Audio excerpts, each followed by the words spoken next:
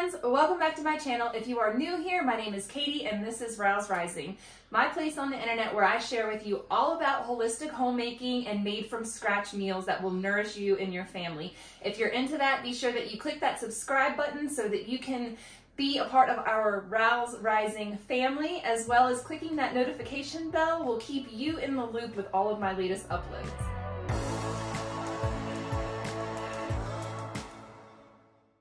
In this video, I'm going to be sharing with you how to can beans the easiest way. This method is so simple, it's going to put beans on your shelf and make your meal prep on your weeknights much simpler. The reason why I love canning is because I know that I can have nourishing foods on the shelf. I know exactly what goes into these foods, and they are already prepared and easy to grab off the shelf so that I can have an easy meal for my family during the week. There are many reasons to get beans into your diet. They're inexpensive, so it's economical to buy bulk beans. A big batch of beans all at once is going to save you a lot of money.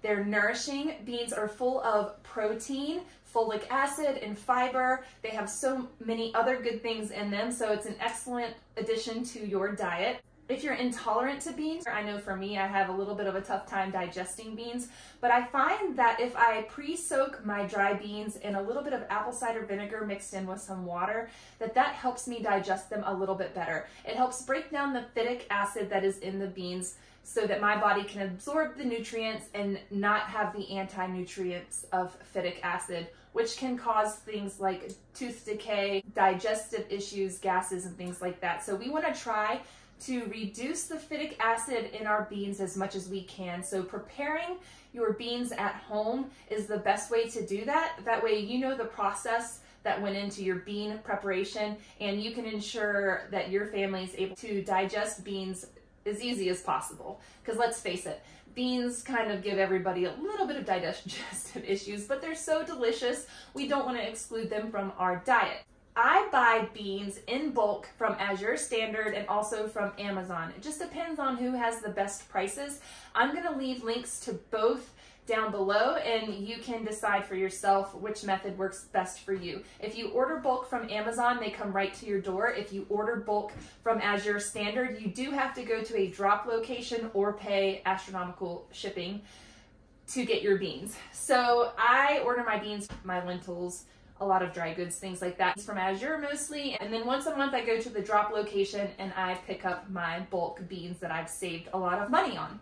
Today I'm going to be showing you a variety of beans that I am canning. This is just leftover beans that I had in little bags in my pantry, and I wanted to use them up because this month I have placed a larger order for more beans. So I wanted to give myself simplicity in the kitchen and simplicity in my meal prep.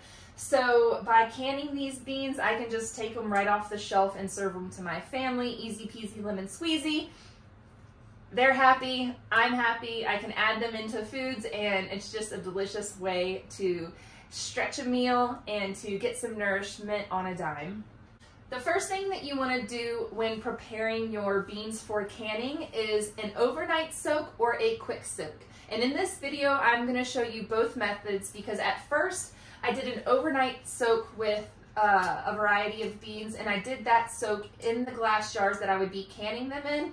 And then the second soak I do with just one variety of bean. I use pinto beans, and those are going to be a quick soak with water and apple cider vinegar, and those are going to soak for an hour or two while my previous beans from soaking overnight are cooking in my pressure canner. So this way I'm able to can all of these beans in less than a day and have lots of meals on my pantry shelf ready to go. With the overnight method, all I did was I filled up my jars halfway with dry beans, and then I added cold water to the jars and about a tablespoon or two of apple cider vinegar to each quart jar to soak overnight. Then in the morning, I rinsed the beans out, but I ran into a little bit of an issue with some of the beans in the jars expanding in the bottom of the jars and then getting stuck. So I used a wooden spoon to loosen those beans out, and then I realized it's just going to be easier to pre-soak my beans in bowls I did do a variety of beans, and instead of getting a bunch of bowls dirty, I just did the beans in the jars. I thought that would be an easy way to soak them. And like I said, I just ran into a little snafu with them getting stuck. But once my beans were rinsed and placed back into their jars, I added some seasonings. I used canning salt, 1 teaspoon of canning salt per quart jar. Now, some people prefer to leave the canning salt out or leave their salt out and just have the plain beans, and then they want to season them when they're cooking. Some say that adding salt in the cooking process prevents phytic acid from being released. I don't know. So it's just up to you, whatever you choose to do. For me, I chose to add salt because if I'm going to take these camping or send a jar with my husband hunting or whatever, I want to make sure that my beans are already seasoned, so all we have to do is heat and eat. It just makes my life a little bit simpler running this family of 7. It's one less thing for me to do to add salt. I know, it sounds crazy, but if I forget salt on a camping trip, or I've done that before, then I know that my food in my cans is already seasoned. So for the most part, I add salt to all of my canned goods unless it's sweet. But for all of my savory items, I do add salt. When I don't add salt, I am sure to label my cans no salt chicken broth, no salt beans, whatever it is. I also made some pinto beans that I added a teaspoon of cumin, and I also added about a half or a quarter of a teaspoon of both onion, chopped or dehydrated onion, and dehydrated garlic to those to add some flavor. So these beans, from here down, the pinto beans I made so that I could dump them out into a pan and make some refried beans. I have tried canning refried beans before, and I was halfway successful. I don't know if I'm going to try that again because what I've read is that it's not safe to can refried beans. I know that you can buy them off the shelf, but in home canning processes, more often than not, it fails. And so half of my jars never sealed and half of my jars did seal. We ended up eating all of those jars from the refrigerator in the first couple weeks because I was just too paranoid that I was going to poison my family. So for this time and this method, I decided to leave my beans whole and not to mash them and do the whole refried bean thing. And that worked out really well because now all I have to do is take a potato masher to them in the pan and boom, refried beans. But that's what I did for these pinto beans. And then for all of the other beans here, I added just a teaspoon of salt to my jars. Once my seasonings were added, I topped the jars off with boiling water, and then I placed the heated lids on top. So the lids have been warming up on the stove in a pan. I placed the heated lids on top, secure with a band, only finger tight. So you just twist until it gets tight and the jar starts turning, and then you can take them and place them in your pressure cooker. For me, at my elevation in my pressure cooker and all the factors that you have to take with the FDA regulations, the food safety regulations and all of that, refer to those for your canning and processing times. But I will tell you that for me and my canning method, I did 12 pounds of pressure for 90 minutes for these quart jars, and then I did these pint jars in my Instant Pot, which is not recommended, but I went ahead and did it anyways.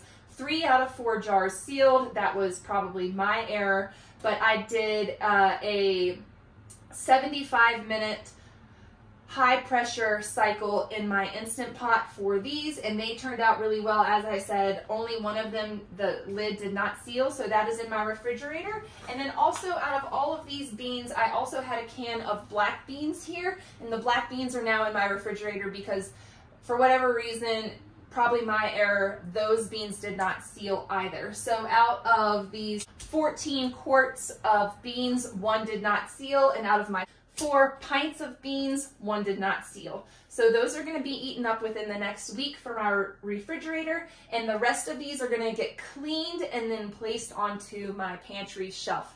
So once these cooked for their 90-minute cycle in my pressure canner, I was sure to let it depressurize naturally on its own. Other people will say you can dunk the whole pot in ice water or whatever. I'm not going to do that. I just let it do its thing, and then I take the cans out and let them sit on the counter. These have been sitting here now for 24 hours, so now I'm ready to clean them up and put them in my pantry.